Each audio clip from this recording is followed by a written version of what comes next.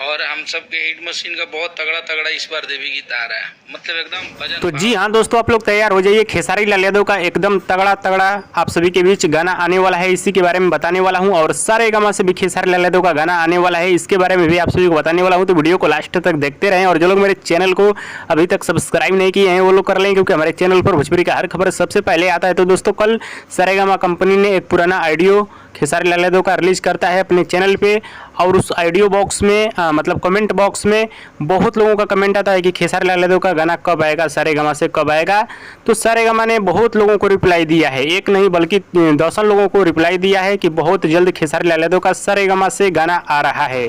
तो तैयार रहिए, हमको जहाँ तक उम्मीद है गाने के पोस्टर को 1 से 2 दिन के अंदर में रिलीज कर दिया जाएगा। जी हाँ दोस्तों, ऐसा ही लग रहा है कमेंट बॉक्स से कि 2 से 3 दिन के अंदर में पोस्टर रिलीज कर दिया जाएगा। पोस्टर के माध्यम से आप सभी को गाने का रिलीज डेट, टाइम सब कुछ बता दिया जाएगा।